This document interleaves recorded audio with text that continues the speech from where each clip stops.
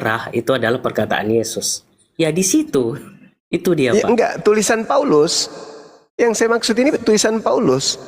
Karena dia yang merubah wajah dunia, yang tadinya orang bertuhan itu hanya menyembah kepada Tuhannya Abraham, Ishak dan Yakub. Tiba-tiba melalui Paulus orang menyembah kepada anak Maria bernama Yesus. Nah, pertanyaannya, Paulus Ya, ini menerima firman dari mana? dari Yesus itu sendiri Pak, dari Yesus sendiri. Dan dia, Yesus, ya, Yesus Pak, ketika dia datang di tengah-tengah Bani Israel, dia katakan segala firman yang Tuhan berikan kepadaku telah aku sampaikan kepada mereka dan mereka telah menerimanya. Semua firman sudah Yesus sampaikan sebelum naik ke langit. Sementara Paulus belum menulis pada saat itu. Paulus menulis diawali dari tahun 52 Masehi. Nah, siapa yang berfirman kepada Paulus? Sedangkan segala firman yang menjadi jatah Yesus, Yesus telah sampaikan semuanya pada tahun 33. Jadi yang berfirman kepada Paulus di tahun 52 itu siapa? ya, itulah yang saya bilang tadi itu Pak. Ya, firman itu tetap sama dari dulu, sekarang, sampai selama-lamanya. Tetap sama, nggak ada perubahan. Walaupun tadi Pak Juma bilang ada Apanya perubahan yang terjemahan. Tapi apanya yang Paulus sama? ya firman itu Pak, firman itu. Firman. Yesus Nah, itu, iya, oke, baik. dia tetap. Oke, kita minta pertanggungjawaban abang ini untuk membuktikan itu. Adakah kemudian Yesus berkata di dalam ucapan Yesus di tengah-tengah Bani Israel sebelum berkata kepada Paulus, akulah Tuhan yang kau aniaya. Akulah Alfa dan Omega. Akulah Yesus, bintang timur. Ada nggak Yesus pernah berkata di tengah-tengah Bani Israel pada tahun 33? Tapi dia berkata, akulah raja. Beda lagi itu. Beda lagi. Ini yang saya tanya, ketika Paulus kemudian berkata bahwa akulah Yesus yang kau aniaya. Pernah nggak Yesus mengucapkan ucapan ini sebelum dia terangkat ke langit? Kalau kita mau, saya pun lupa sedikit Pak ya. Saya nggak terlalu hafal ya. Saya tidak terlalu hafal. Tapi pada pada saat Paulus itu berjumpa kepada Yesus, Yesus mengatakan apa? Saulus, Saulus. Dan Saulus itu adalah namanya Paulus sebelum dia mengalami perjumpaan pribadi dengan Yesus. Dia bilang, Saulus, Saulus, Ya. mengapa engkau menganiaya aku? Itu firman baru berarti, Pak. Berarti itu firman baru. Karena sebelum Yesus terangkat ke langit, semua firman telah Yesus sampaikan ke muridnya, dan di antara semua firman itu tidak ada berbunyi Paulus, Paulus, akulah Yesus yang kau aniaya. Enggak ada. Jadi ini firman baru. Padahal Yesus sudah mengatakan segala firman yang engkau berikan telah aku sampaikan. Telah aku sampaikan. Berarti yang datang kepada Paulus ini firman baru. Itu kan perkataannya sebagai manusia itu Pak. Jadi, nah, nggak mungkin pada saat Yesus itu berjumpa dengan Saulus, dengan Paulus, nggak mungkin dia berkata, ya dia mau mengatakan apa? Ya selain menggunakan kosakata manusia, Saulus, Saulus, mengapa engkau menganiaya aku? Nah itu Yesus kan berkata kosakata begitu manusia. sebagai apa? Sebagai manusia atau sebagai Tuhan? Nah itu dia Pak. Disitulah kita boleh tahu ya. Di situ kita boleh tahu bahwa dia itu, walaupun dia sudah terangkat, katanya lah ya menurut Alkitab, menurut Bible itu dia sudah terangkat. Tapi pada saat zaman penganiayaan itu datang, dia hadir di situ. Jadi ya dia memang benar yang sering dikatakan apa? Dia adalah Alfa dan Omega. Dia sudah ada sebelum dunia dijadikan dan dia adalah yang akhir. Nah, betapa Iya. berkuasanya Yesus itu, Pak, Maksud begitu. iya, itu menurut. Nah, sekarang yang saya tanya, yang berkata kepada Paulus ini manusia Yesus atau siapa? Ya, karena dia datang ke dunia, karena dia berbicara kepada manusia, ya di manusia, Pak. Jadi manusialah, jadi manusia. Enggak, maksud saya gini. Apakah yang berbicara kepada Paulus ini Yesus? Sudah pasti Dari Yesus. mana Anda tahu bahwa itu Yesus? Nah, kita buka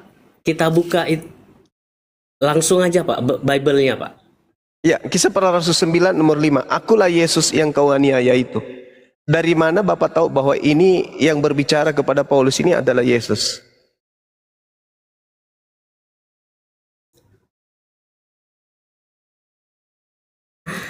Su- Pertanyaannya menjebak gitu. Itu menjebak itu, Pak, menjebak. Ya, kan Yesus berkata kepada murid-muridnya, waspadalah kepada penyesat yang datang kepadamu dengan memakai namaku dan berkata akulah dia. Itu nasihat Yesus kepada muridnya. Nah, ternyata ada oknum makhluk halus yang datang kepada Paulus mengaku akulah Yesus yang kau aniaya. Pertanyaan saya, dari mana saudara tahu bahwa itu adalah Yesus? Nah, oke lah. Itu terpulang kepada kesaksian beliau, Pak. Kesaksian dari si Saulus ini sebelum dia bertobat menjadi Paulus. Ya, saya tahu, saya paham. Itu kesaksian Paulus. Pertanyaan saya, dari mana Iya. kemudian saudara Kristen menerima bulat-bulat bahwa itu adalah Yesus? Kan itu tadi Pak saya bilang, dia kan tetap sama dari dulu sekarang sampai selama-lamanya. Jadi dia itu nggak berubah. Yesus ketika datang kepada muridnya, Pak, itu lengkap dengan jasad. Yang datang kepada Paulus ini hanya suara yang mengaku Yesus. Dari mana Bapak mendapat kesimpulan yang datang kepada Paulus yang hanya berupa suara ini itu betul-betul adalah Yesus anak Maria?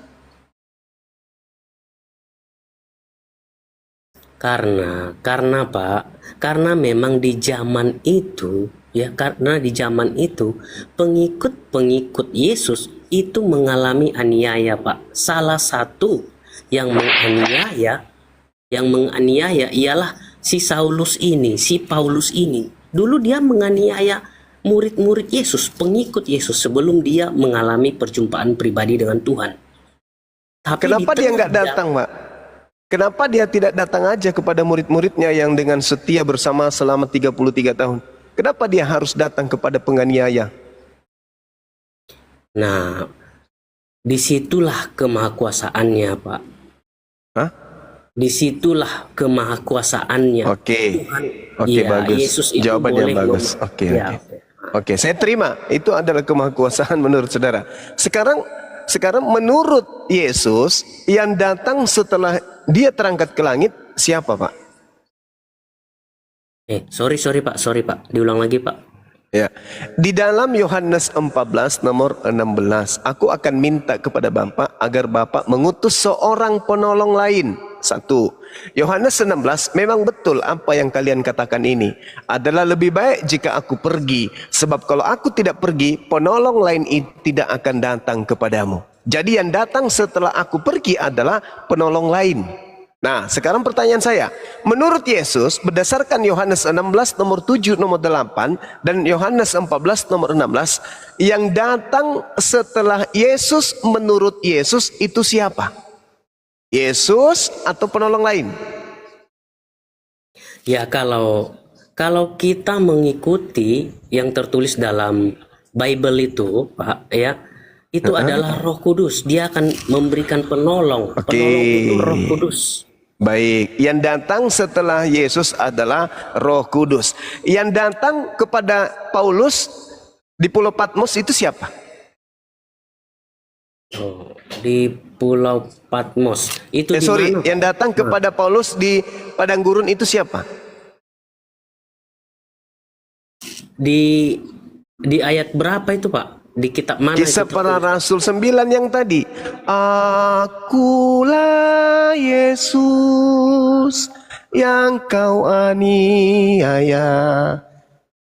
Itu siapa itu, Pak? Itu di Yang berkata tengah-tengah begitu. perjalanan itu, Pak. Di tengah-tengah Ya, perjalanan ketika ke waktu- Damsyik.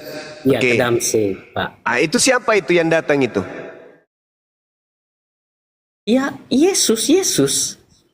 Yesus. Menurut Yesus, yang datang setelah dia terangkat itu siapa? Roh Kudus. Iya, Roh Kudus. Roh Kudus kan? Nah, sementara yang datang kepada Paulus itu justru mengaku Yesus. Kalau itu betul-betul Yesus yang datang, berarti Yesus bohong. Betul? Ya, Kan nggak Yesus bisa mengatakan, juga. yang Nggak bisa juga datang itu, Pak. Nggak setelahku. bisa juga begitu, Pak. Yesus Nggak berkata, bisa. yang datang setelah aku pergi, Yesus atau Roh Kudus? Ya, memang dia mengatakan hal itu, Pak. Pada saat dia meninggalkan pergi. murid-muridnya, dia mengatakan hal itu.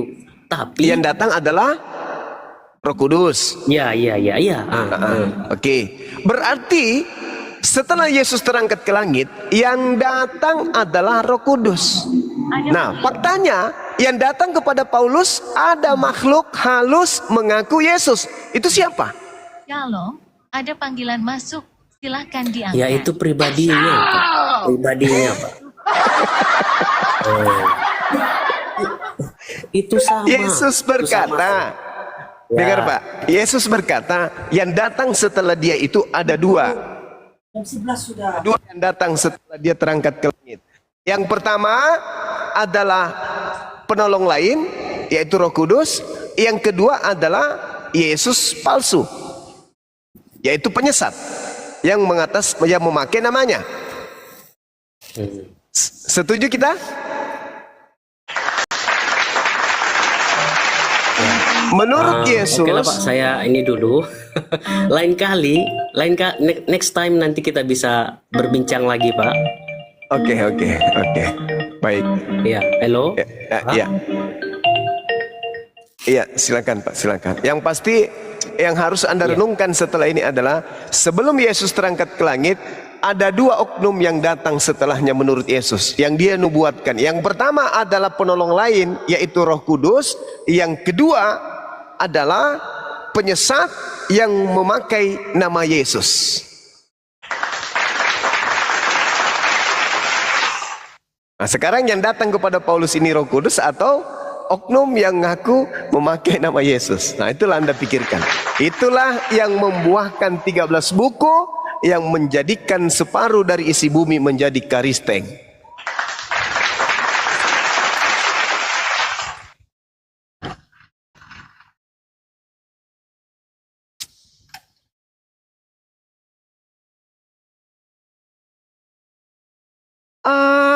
Akulah Yesus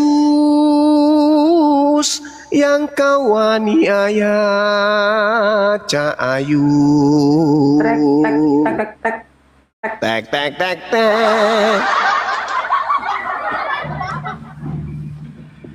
Ya, ini ada Ruli, selamat malam. Tapi kayaknya oleng itu detik-detik terakhir tadi itu Banyu mah oleng, dia bingung dia menjawabnya. Dia mau ngaku malu, dia mau menjawab nggak ada jawaban. Ya terpaksa izin turun dulu gitu. Maafkan aku bro, aku hanya menyampaikan kebenaran Al-Quran saya.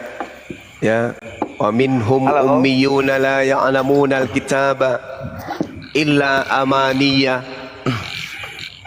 Wailul lilladzina yaktubuna al-kitaba biaydihim thumma yaquluna hadza min indillah. Saya hanya menyampaikan Al-Quran. Jadi kalau saudara mengatakan kenapa bahas Bible, enggak, saya membahas Al-Quran saya untuk membenarkan, kemudian meyakinkan saya kepada Al-Quran saya bahwa ada sekelompok orang yang menulis buku dengan tangannya sendiri dan mengatakan itu dari Allah. Maka saya menguji kemudian. Salam kenal. Iya, Saya salam kenal. dari Solo. Moderator. Ya, saya dari Jambi, moderator, Bang. Kang. Sabar, tunggu dulu Iya, sampai saya dari guru Jambi, udah Bang. selesai ngomong ya. Usia saya 27 tahun. Akang kasih saya Istri moderator 5. Akang. Warna kesukaan, pakaian warna kesukaan warna hitam. Celana merek Lois. Dah, kasih.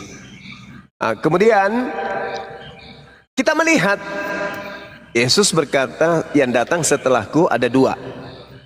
Lukas 21:8, penyesat yang memakai namaku dan berkata akulah dia. Matius 24 nomor 23, 24, 25, 26. Bahwa ada Yesus palsu dan nabi palsu.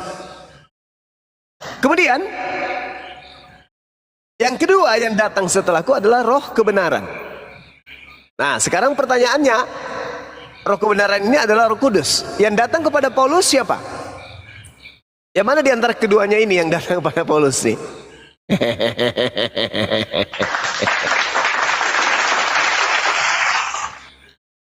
Yang mana yang datang? Waspadalah kepada penyesat yang datang kepadamu dengan memakai namaku dan berkata akulah dia. Penyesat. Aku akan minta kepada Bapa agar Bapa mengutus seorang penolong lain. Dia tidak berkata-kata dari dirinya sendiri. Kan gitu. Dia akan memuliakan aku, akan gitu ya. Sedangkan makhluk yang datang kepada Paulus mengajarkan Paulus berkata Yesus adalah orang yang mati tergantung secara terkutuk di atas tiang salib. Apakah itu memuliakan? Seluruh dosa-dosa di atas muka bumi ini yang dilakukan oleh orang Kristen ditanggung oleh Yesus. Apakah itu memuliakan? Tidak. Enggak. Makhluk ini mengajarkan Paulus untuk mengatakan bahwa hukum Taurat yang tadinya dia taati menjadi sampah. Apakah itu baik? Tidak.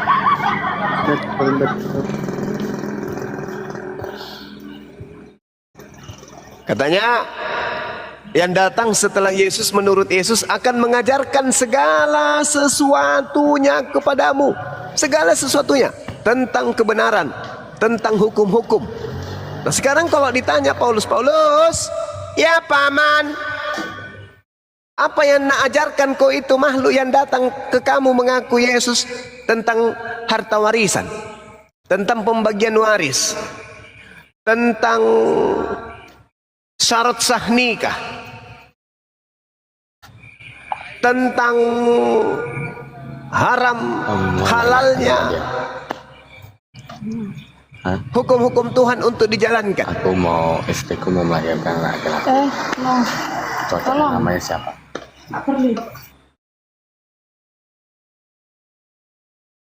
Jadi teman-teman, ini PR besar buat saudara-saudara kita Kristen. Karena harus diselesaikan itu, harus diselesaikan. Sayangnya tadi teman kita ini turun. Padahal ini adalah hal yang penting. Yang datang kepada Paulus ini, apakah benar Yesus asli?